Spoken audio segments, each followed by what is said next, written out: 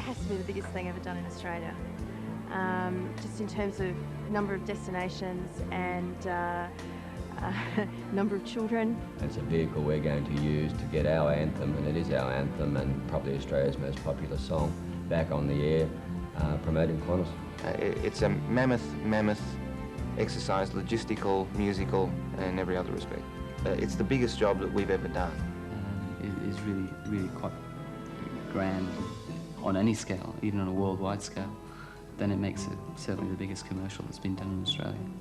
We really felt that what we wanted to do was something that actually inspired Australians and made Australians feel proud, and something that reflected the future of Australia and the multicultural aspect of Australia. And what better way to do it than combine the song and the power of the song with children, and children from such a wide variety of cultures like these kids. We had a campaign, Still Call Australia Home, which was possibly, the best liked campaign ever to run in Australia. And we thought, well, how can we use that again to express that pride? It was actually Jeff Dixon's idea. I was looking for somewhere or some vehicle that we could get the song back on air and make it emotionally attractive. And I happened to be home one night watching Carols by Candlelight, and I saw the choir, the Melbourne-based choir, and I thought, well, gee, that might be a good way to get them to sing the song and to get the song back into get the ad back into a new and more revigorated style. One of the ideas no good by the client, but if execution's no good, mate, we're deader than dead. I had a call from Ian Good from Singleton early in January, and he just kind of was sussing out whether we would perform with the National Boys Choir, because it's not something that we do regularly. It was probably 4 weeks later that he called me back and said, so we were talking about Qantas, and my heart just about leapt out of my body. Les Gock has done the music. He's done a brilliant job, and I think it's just incredibly emotional. It's a song that you don't want to change too much. People know it, they love it, and it's in people's psyche. Ian McKenzie's amongst the top 3 easily, if not the top director in Australia, and he was inspired. He also has a history of working with children, which I think was very important. So, but a separate version now. This is as if they were running in, so we'll start wide like this. I think it must have been back in February, early on this year, where we had to put some animatics together and try to find some, and approach the choirs about it, and got into production pretty quickly, or as quickly as we could, obviously with 20 kids plus 4 chaperones, nurses and security guards travelling around the world. It was quite a big entourage to have to coordinate, and obviously we had work permits to apply for in New York for the kids, and different sort of forms for Argentina and what have you. First off, we went down to Patagonia, just shot out some fields with the Andes behind it. My face is freezing. Then we went to the glacier. Then we went to Buenos Aires. From there we went to New York and fought with commuters on Brooklyn Bridge. The rig we had set up for the camera and the kids and everything, it was just the most amazing evening. And then to get all these New Yorkers to stop while we filmed.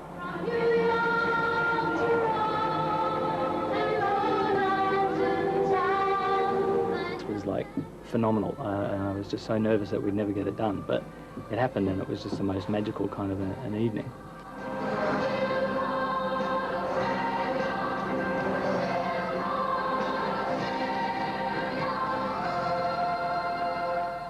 And did the shot opposite the Chrysler building.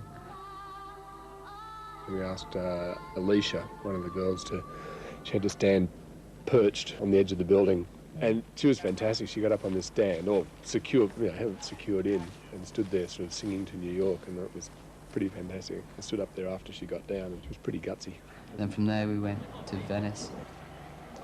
We set up a crane on a barge through the canals, and again, it was the height of the tourist season there, and stopping the tourists from, so we could get our shots was again a kind of logistical nightmare.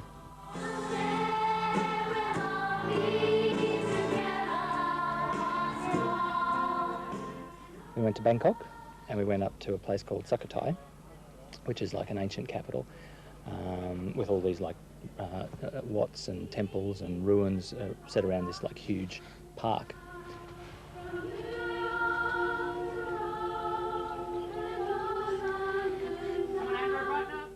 And from Sukhothai we went to Beijing and then out to the Great Wall.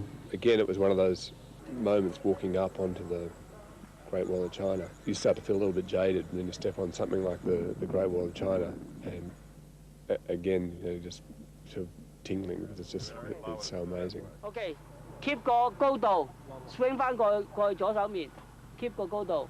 And then having the kids again performing, yeah, it was incredible.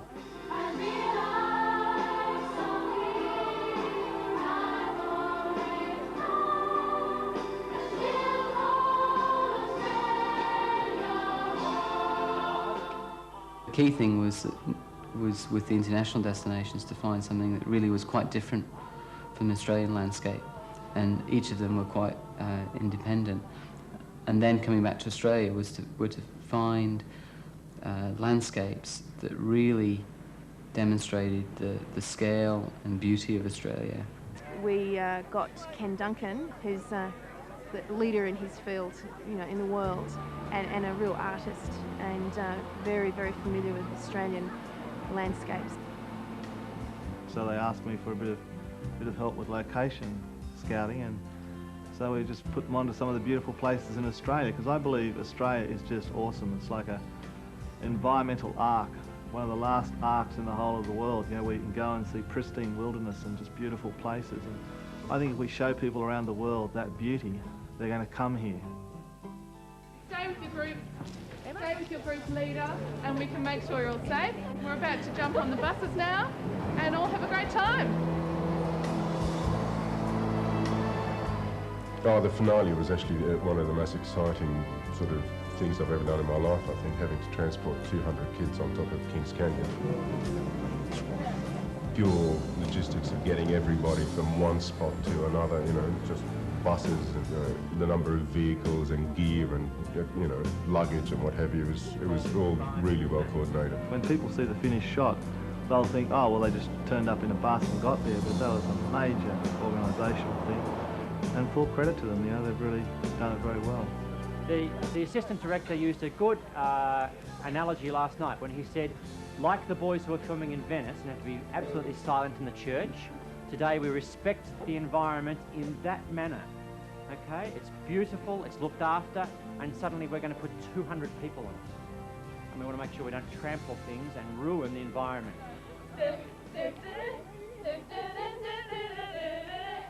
I need flights 1 to 8 to be prepped. This bus on the left here, the white bus, will be going to the cul-de-sac helipad for flight in the helicopter referred to as P-76. That's our location here, that's a landing zone. Look over to your right or to my left. The peak there on the ridge, that's where we're going. Just got to get the kids in position, give them numbers, so when they go up there, they all know exactly where to go. Thomas Conlon. 1, 2, 4.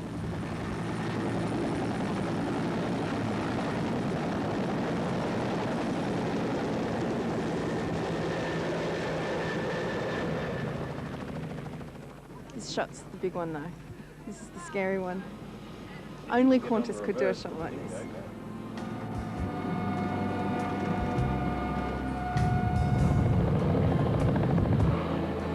And it's the first time I've been in a helicopter and I really enjoyed it. Oh, they had a terrific time on the flight. They really enjoyed it. It was they had plenty of time to look at the scenery and take in the views, and there wasn't a peep out of them. Yeah, they're coming in fast, which is good. The quicker the better.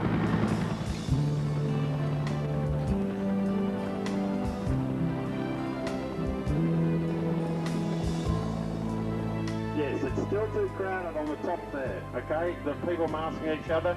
Send 20 of those children on up that end down to me, please, here.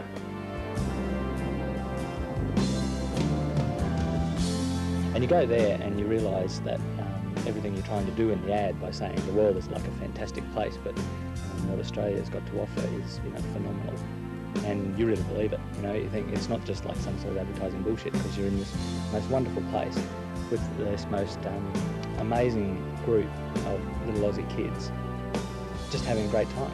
And I think that's sort of like, to me anyway, it sums up what the whole ad is, and you think it's spot on.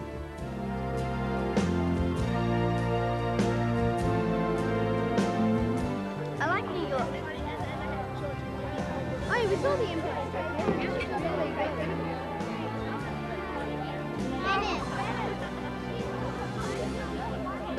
I like Patagonia, Argentina, a couple of good places. We had lots of time sitting around. We worked out that we were on planes for 67 hours in 3 weeks. And the kids, you know, I think they just absolutely loved every part of it. You know, they thought it was fantastic. They actually loved working, being in front of the camera. They sound great. They've just got, there's so much enthusiasm. The interesting thing was that they took to performing to the camera so well, so they were real little professionals after about the third day.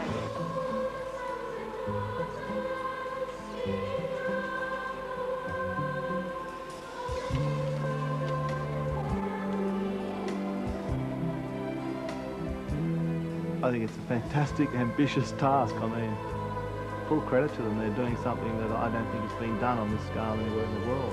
When you're lucky enough to travel the world and you're talking about Australia, people have only heard of Qantas and the Opera House, Ayers Rock and Bondi Beach. That's it. You know, right or wrong, that's the way it is. So Qantas is the single most important brand we have, and back here in Australia, we Australians are all aware of that. So to be a custodian of the Qantas brand is an awesome responsibility. We want people to feel proud of being Australian and proud of Australia, and to feel good about Qantas, and Qantas being such an integral part of Australia, and for Qantas to engender those feelings about Australia hopefully will mean that people will also feel very good about Qantas.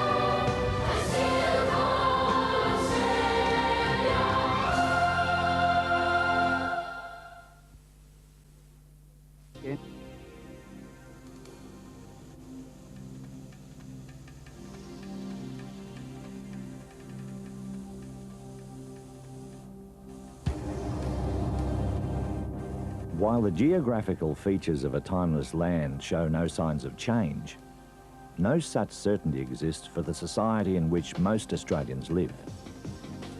While change can be uncertain, it's part of the Australian way of life to adapt to it and to benefit from it. It was another time and another place, a changing world that was only just discovering the automobile.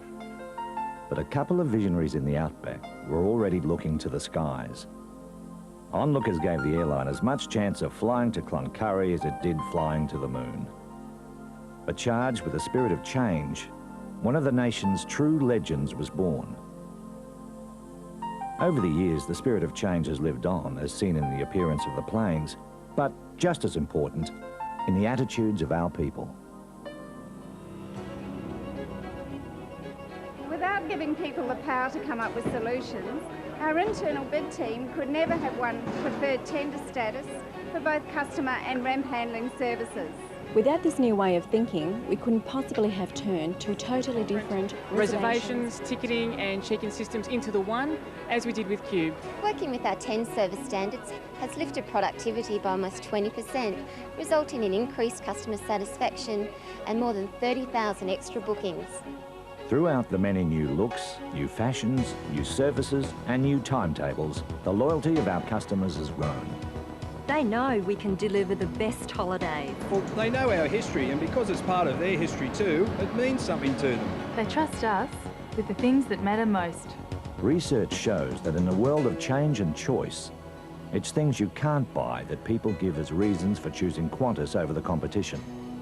I think most people in Qantas today recognise why we had to go through a period of change, of improving our financial performance and discipline within the company.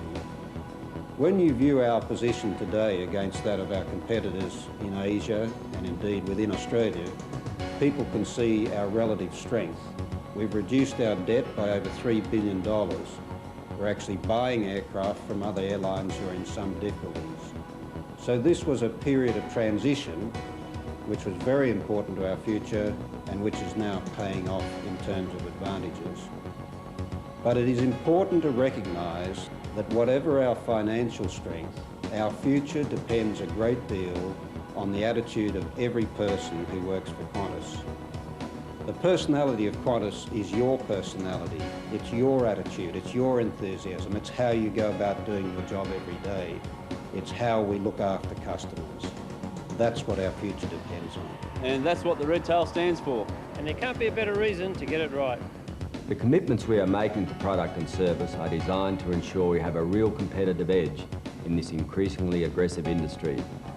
In first class, we are installing the world's most comfortable sleeper seats, and we are also providing a 5-star dining experience created by Neil Perry and his Rockpool group, and of course prepared and served by our new specially trained flight attendants.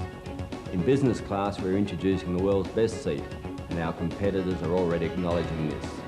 And while in economy, new slimline seats will provide much greater comfort than ever before. And our new headrests prove that not only the aircraft have wings. Our research is already showing that this innovation is a real winner with our customers. But probably the major change we will make to our service will come in October, when we introduce the Neil Perry menus and service style into the hugely important international business class. And we will follow this with similar changes to international economy later next year. There's little doubt we believe that the result will be the best in-flight dining on any airline in the world. But of course, the changes being made are not limited to in-flight. Thanks to improvements to the program and the addition of some strong and powerful partners, Qantas frequent flyers now enjoy a whole world of benefits. You can even check out your points while you're surfing the net. It's called a loyalty program. It's part of us being able to recognise and reward our valuable customers. Qantas has also continued to increase and improve our lounges, often in conjunction with our global partner, BA. The new Qantas clubs in Sydney and Brisbane, and the one planned in the Melbourne terminal redevelopment, are roomier, more inviting, better equipped and more relaxed, making the Qantas Club the perfect buffer between the world outside and the flight ahead. But the improvements to our product will mean nothing without all of us giving the enhancements we are making our full and our total support. We know exactly what the customer wants because they tell us, and their comments go to form the basis of programs like Fixing the Basics. By forming teams at all levels and all departments and setting our own key performance indicators, we're streamlining procedures and setting standards. It's all outlined in these booklets given to everybody across the network. They're like a map for our future journey. Both for the company and ourselves personally. They provide a direction for the way ahead. There'll always be the cynics, and what we're trying to achieve will take time, but we're getting there. I hope that you can see a clear trend emerging in the people area within Qantas. We know that there are many people who have a potential way beyond that which they've been entrusted before. We know that there are people with a capability, with intelligence, and who are prepared to take on responsibility and accountability in an atmosphere where there's much more mutual trust. Recently, I've visited many areas in Qantas where I've seen people who've responded with maturity under difficult circumstances, such as where there's been competitive tendering processes.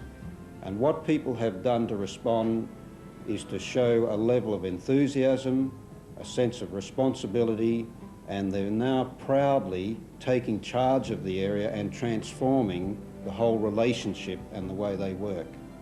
These changes are creating an exciting new environment where I believe that we're building new levels of mutual respect, which is so important in terms of the internal atmosphere and how we work together in the future. Remember that our enemy is our competitors outside the company. All of us within Qantas are in the same boat. We'll sink or swim together. So the atmosphere and the way in which we work together to make Qantas a great success in the future is absolutely critical. Let's do it together. And while the spirit of Australia can be found on the beaches, in the cities, places like the outback, the ocean, and in the parks and wilderness, it can also be found on every Qantas flight, and when dealing with every Qantas staff member anywhere in the world. The spirit that has been so much a part of our heritage and history is now an even bigger part of the way we do business today. And in the future, it's this spirit that will continue to show the way ahead as we move to the next level and beyond.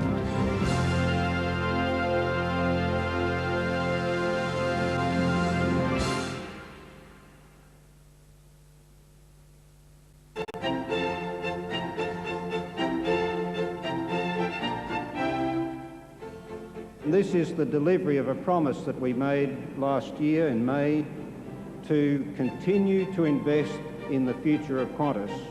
The refurbishment of these aircraft is the largest single project of its kind ever undertaken by Qantas, and it involves expenditure of more than $250 million to completely refurbish the interiors of our international fleet.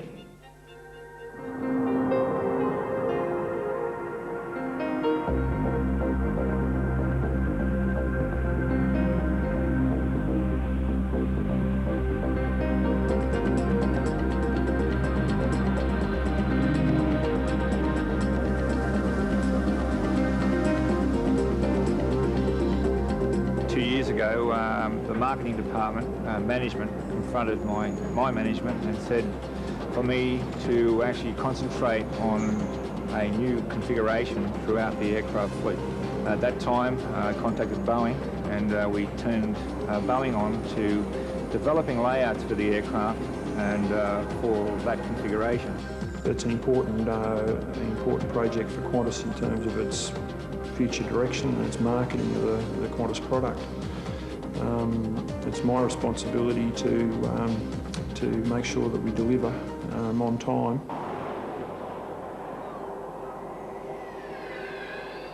Fourth of November, I was seconded for heavy maintenance to do this project, this reconfig here at Avalon. And when I came down here, it was a sight to see. There was nothing happening here. The hangar was a mess. And my function in life was to get a facility working so that we could put an aircraft in to do the work.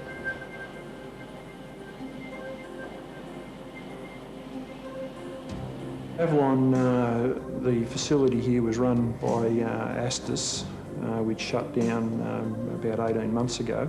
Since that time, the hangar was dormant. It was full of birds, and it, in reality, is a first-class facility. When Astus shut down, they put off 450 people.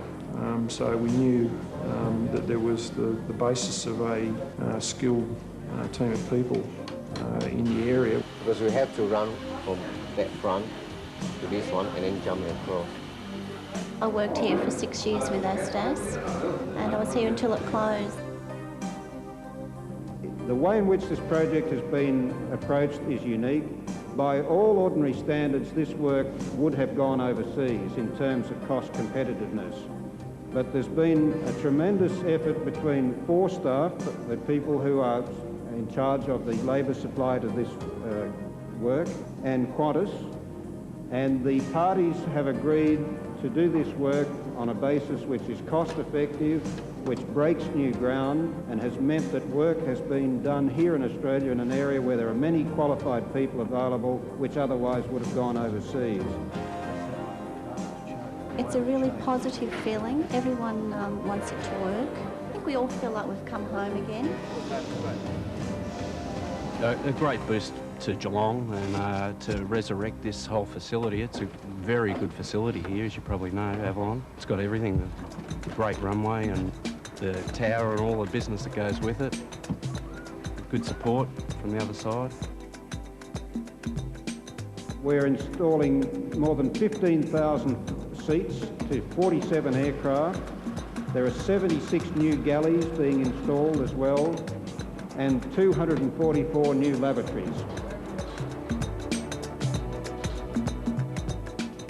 Oh, rightio. So they're the 2 spares. We've had problems with our own supply of parts, drawing problems, etc. Setting up the hangar to start with.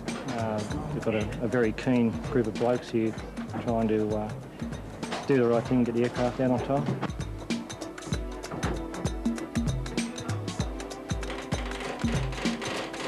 Where there were galleys is now seats, and where there were seats, they're now galleys. So all those things, there's structural modifications to be done. And so that's all trying, and, you know, it's all new. So yes, it takes time and make sure it's done right. B-zone was appeared to us to be a big issue for Qantas, so I was then asked to actually make a bigger B-zone and also enlarge the zone to make it more comfortable for the business class passengers, and then also enhance the other zones at the same time. Well, everything we do on the aircraft is engineered. It's all supported by documentation, drawings, work statements, structural drawings, avionic drawings, mechanical drawings. The whole thing is engineered on paper before even the first blow is struck on the aircraft. The first-class reconfiguration involves full recline sleeper seats. These are not just seats that fold down. It extends into a seat which is about 2 metres long. This is really a different product altogether, and it's one which is leading the comfort level around the world in airlines. There are 14 seats in first class on the 747-400, and in business class, again, as you'll see, we call this new seat that we have there the Dreamtime seat. It is arguably the most advanced passenger seat in the air. In economy class, we have the latest ergonomically designed seats, and these will bring new levels of comfort right throughout the main cabin at the back of the aircraft as well. Our turn time target on this aircraft is 32 days. We're currently slightly behind schedule, but we're doing everything we can to bring the schedule back, and we'll go further beyond that as our workforce skills itself up. And they're very skilled people now, which is pleasing. We'll extract some improvements out of their familiarity with the job.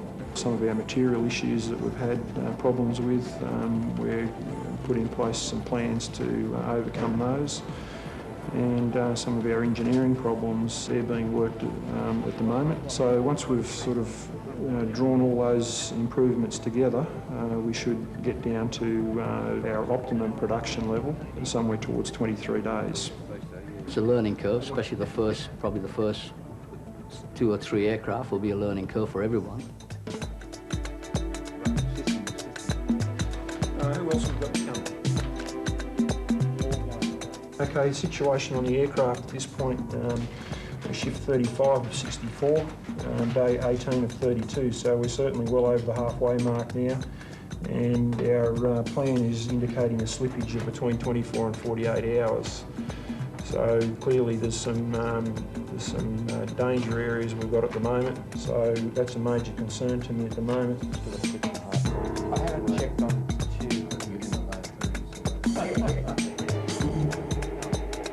we got a problem. We're going to have to pull this panel apart. Someone tell him where he's going. What you're trying to tell me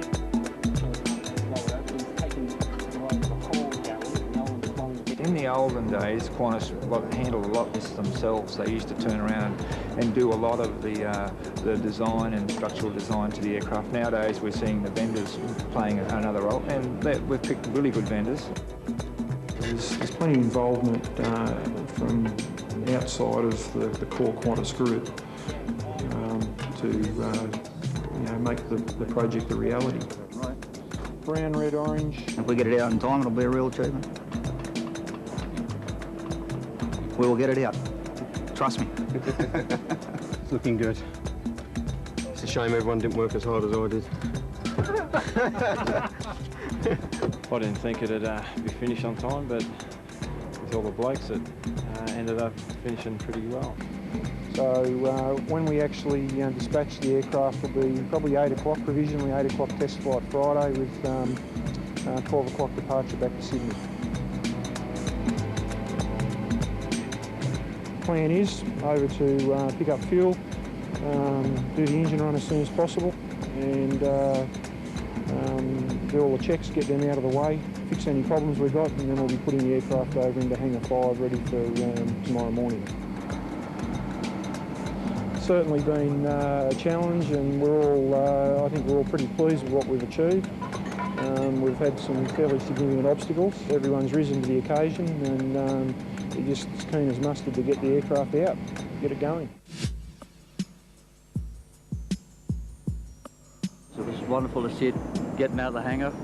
It's a lot of work, a lot of effort put in by everybody, and it's nice to see, you know, it come to fruition at the end, go out, and hopefully everything else from now on will be right. The team here have worked very well to the challenges. They've actually jumped in where we've had difficulties and acted responsibly to actually make sure that the aircraft comes out on time, which basically is today. Apprehensive is probably the word. We've got our management coming through now to actually have a look through, and actually our passengers, which is also our bread and butter, is actually going to come and look at the aircraft. And so yeah, it's apprehensive to see what they say, as everyone would be. Obviously it's going to be a very good product for us to sell, but also the impact on people when they get on the aircraft is that it all looks new, it looks very fresh, and it looks very modern. And so I think it's going to have a very big impact. People are going to be very impressed by it.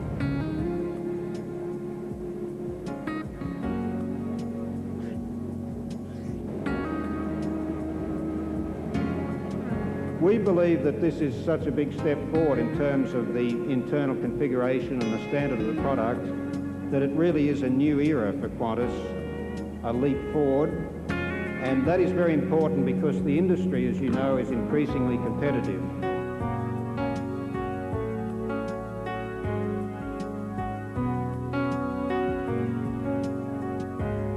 I can only praise the actual guys who actually became friends within sort of a short period of 3 or 4 weeks. We became friends, and I'm seeing sort of leadership as well within those groups that will assist Qantas, because these people will actually take the role in as the different management teams move through. That they seem to be extremely proud of what they've done.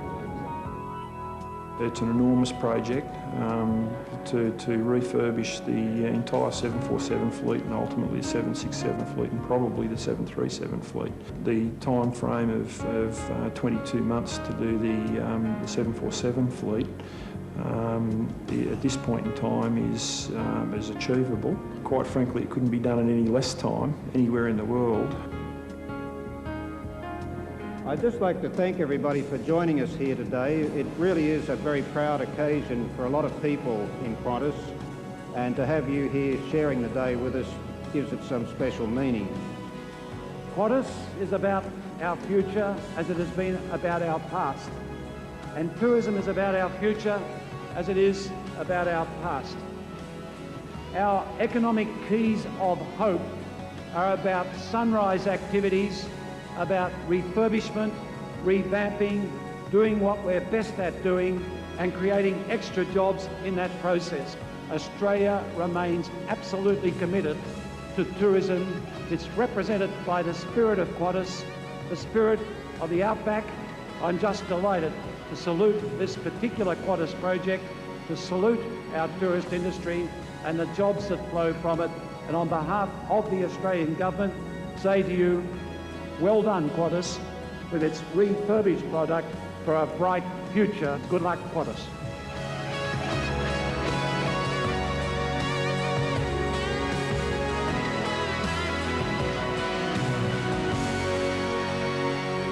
Well, this one's all but done, so let's get the next one in.